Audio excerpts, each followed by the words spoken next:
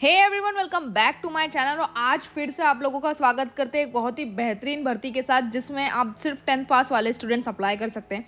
10th पास की recruitment से 10th पास से लेकर ग्रेजुएशन वाले सारे स्टूडेंट इसके लिए अप्लाई कर सकते हैं। क्या रिक्रूटमेंट है, कैसे अप्लाई करना, सारे ही डाउट एक ही वीडियो में क्लियर होंगे। तो वीडियो को एंड तक जरूर देखना। चैनल पर न्यू हो तो चैनल को सब्सक्राइब कर लो।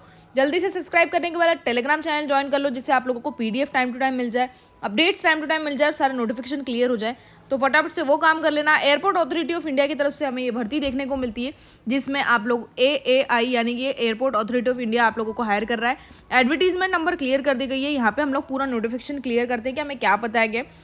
ये जो रिक्रूटमेंट्स है, ये SR असिस्टेंट की रिक्रूटमेंट है।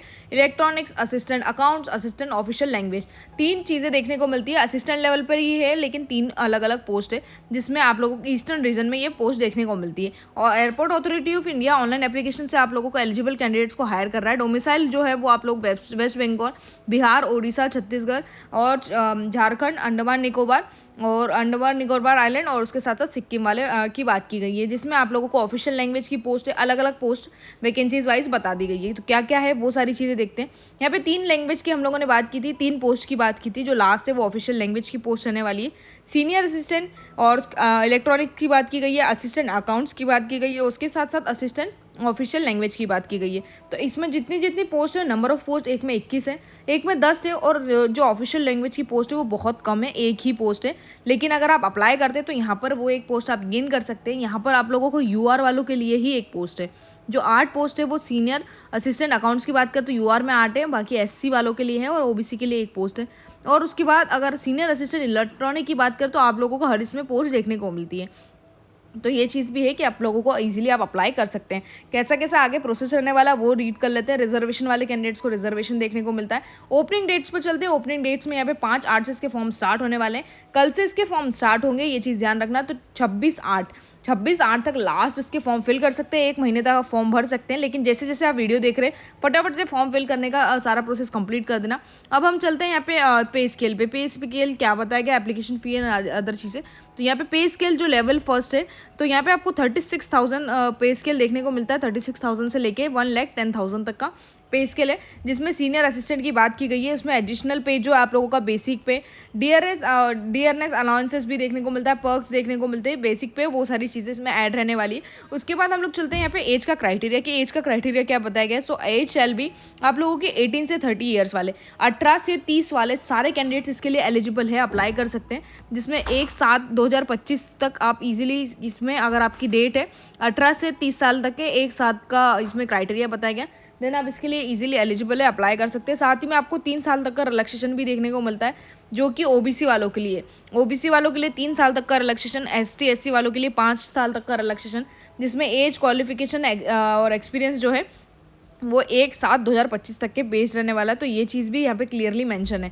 जो अदर एक्सपीरियंस अदर आप लोगों का जो रिलैक्सेशन है वो 3 साल तक का, एक्स सर्विसमैन को भी यहाँ पे रिलैक्सेशन प्रोवाइडेड है। तो वो चीज़ भी इसमें ध्यान रखना। ST SC वाले अगर है एयरपोर्ट अथॉरिटी में पहले से काम कर रहे हैं तो वहाँ पे आप लोगों को 5 साल तक का रिलैक्सेशन देखने को मिलता है। तो यहाँ पर आप लोगों को वो भी डिटेल्स क्लियर कर दी गई है। अब हम आ जाते हैं इसके ऑफिशियल क्वालिफिकेशन पे, एक्सपीरियंस पे, कि हमें क्या बताया गया। यहाँ पे क्वालिफिकेशन ध्यान से सुनना, सारी ही क्वालिफिकेशन एक ही रहने वाली है। असिस्टेंट इलेक्ट्रॉनिक की बात करें तो एजुकेशनल क्वालिफिकेशन इसमें ज़्यादा है।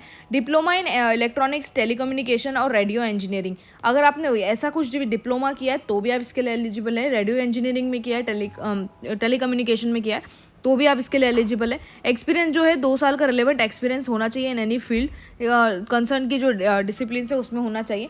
और उसके बाद यहाँ पे हम सेकंड पोस्ट की बात करें अकाउंटेंट की, तो यहाँ पे ग्रेजुएशन होनी चाहिए आपकी बीकॉम से अगर ग्रेजुएशन है, और कंप्यूटर लिटरेसी में अगर आपने टेस्ट कंप्लीट किया है with computer literacy test in MS office, अगर ये चीज़ है तो आप इसके लिए इजीली एलिजिबल है, अप्लाई कर सकते हैं। एक्सपीरियंस वही 2 ईयर्स का मांगा गया है। अगर आपका एक्सपीरियंस है तो ये आप इसके लिए अप्लाई कर सकते हैं।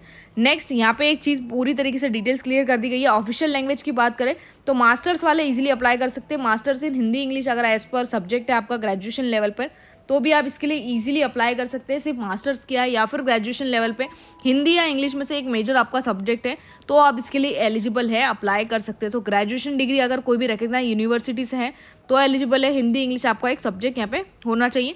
बोथ मीडियम में ये कंपलसरी कि आपका हिंदी या फिर इंग्लिश एक सब्जेक्ट होना चाहिए ऑफिशियल लैंग्वेज में। तो ये फिफ्थ जो थर्ड पोस्ट है लास्ट, बहुत ही अच्छी पोस्ट है। अभी तक वीडियो में बने हैं तो चैनल को सब्सक्राइब जरूर कर लेना। नेक्स्ट हमें यहाँ पे बताया गया सिलेक्शन प्रोसेस एंड सिलेबस में क्या रहने वाला है। सो अगर आपने पोस्ट आपको क्लियर हो गई है यहाँ पर, तो नेम ऑफ पोस्ट में 3 चीज़ें बताई गई थी, जिसमें सिलेबस ऑफ एग्जाम और रिटन एग्जामिनेशन में क्या है। तो यहाँ पे सीनियर असिस्टेंट इलेक्ट्रॉनिक की बात करें तो 70 क्वेश्चंस आने वाले हैं ऑन सब्जेक्ट रिलेटेड से 70% क्वेश्चंस आपके आने वाले हैं, जिसमें एजुकेशनल क्वालिफिकेशन जो है आप लोगों की प्रिस्क्राइब कर दी गई है फॉर दी पोस्ट। और यहाँ पर आप लोगों को एक चीज़ बताई गई है, जो बी क्वालिटी में 30% वो क्वेश्चन आएंगे जो कि जनरल नॉलेज के होंगे, जनरल इंटेलिजेंस के होंगे, जनरल एप्टीट्यूड के और इंग्लिश लैंग्वेज के होंगे। तो ये चीज़ बताई गई कि 30% क्वेश्चन आपको उसमें से देखने को मिलते हैं। सीनियर असिस्टेंट फिनेंस की बात करें तो यहाँ पे 70% क्वेश्चन जो है वो एजुकेशनल क्वालिफिकेशन से प्रिस्क्राइब होंगे, उस चीज़ पे बेस्ड होने वाले हैं। अदर 30% वही सेम क्राइटेरिया रहने वाला है। सीनियर असिस्टेंट ऑफिशियल लैंग्वेज की बात करें तो 50% क्वेश्चन वो आने वाले हैं जो कि सब्जेक्ट रिलेटेड होंगे, एजुकेशनल क्वालिफिकेशन पे प्रिस्क्राइब फॉर दी पोस्ट होंगे, और 50% वो आएंगे जो general knowledge, general intelligence, general aptitude और समथिंग इंग्लिश के क्वेश्चंस आने वाले हैं। तो ये पूरा डिटेल्स यहाँ पे सिलेबस वाइज आपको क्लियर कर दिया गया है। यही सिलेबस होने वाला है। 70% जो क्वेश्चन है वो आपके पोस्ट से रिलेटेड होंगे और उसके अलावा जो चीज़ें होगी उससे रिलेटेड होंगे। उसके अतिरिक्त अगर जो भी क्वेश्चन है तो जनरल नॉलेज, जनरल जो चीज़ें होती है, रीजनिंग वगैरह, इंग्लिश लैंग्वेज, उस पर बेस्ड रहने वाले हैं। मिनिमम पासिंग मार्क्स जो है for the UR, EWS, OBC वालों के लिए 50%, एसटी एससी वाले कैंडिडेट्स के लिए 40%, टोटल नंबर 100 रहने वाले। ड्यूरेशन की बात करें तो 2 घंटे का आप लोगों का सीबीटी रहने वाला है। 2 घंटे का सीबीटी होगा जिसमें आपको पूरा सीबीटी ये कंप्लीट करना है 2 घंटे के अंदर। तो ये चीज़ भी ध्यान रखना। यहाँ पे सीनियर असिस्टेंट इलेक्ट्रॉनिक की बात करें तो यहाँ पे रिटन एग्जामिनेशन होगा सीबीटी, जो कि 100 मार्क्स का होगा। 2 घंटे में ये पेपर आपको कंप्लीट करना है। ये भी मेन डिटेल्स रहने वाली। सिलेबस में यही है, 70% सिलेबस आने वाला है। उसके बाद यहाँ पे हम लोगों को और भी डिटेल्स बता दी गई है। जो आप लोगों का ड्यूरिंग ट्रेनिंग में जो बॉन्ड होगा, जो बॉन्ड यहाँ पे आप लोगों को कंप्लीट किया जाएगा, तो वो बियॉन्ड 1 मंथ से 2 मंथ की बात की गई है 50,000 की, बियॉन्ड 2 मंथ से 3 मंथ 75,000, और 3 मंथ्स की बात करें यहाँ पे till completing the training 1 lakh तक की यहाँ पे बात की गई है। तो ये भी डिटेल्स आप लोगों को क्लियरली एक्सप्लेन कर दी गई है। असिस्टेंट में क्या रहने वाला है, रिटन एग्जामिनेशन होगी, कंप्यूटर लिटरेसी टेस्ट होगा जो कि 2 घंटे का होगा। ड्यूरेशन में बात कंप्लीट बता दी गई है यहाँ पे एमएस ऑफिस में। 2 घंटे का आप लोगों का ड्यूरेशन होगा जो कि कंप्यूटर लिटरेसी टेस्ट आपको यहाँ पे कंप्लीट करना होगा। और सिलेबस वही सेम है, पूरा 70% का क्राइटेरिया है।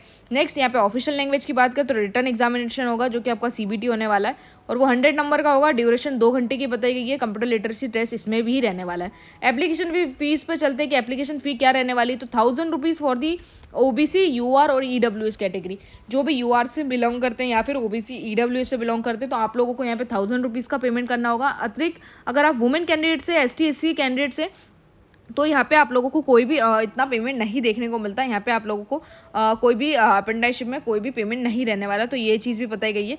और ये जो पेमेंट है ये रिफंड आप लोगों का नहीं होगा। Refunded will not be refunded any circumstances, आपका पेमेंट नहीं रिफंड होगा। तो ये चीज़ भी ध्यान रखना। जो मेन इंपॉर्टेंट डेट्स है वो हम लोगों ने देख ली। 26 तक इसके फॉर्म आप सबमिट कर सकते हैं। ईजिली ये फॉर्म सबमिट हो जाएंगे।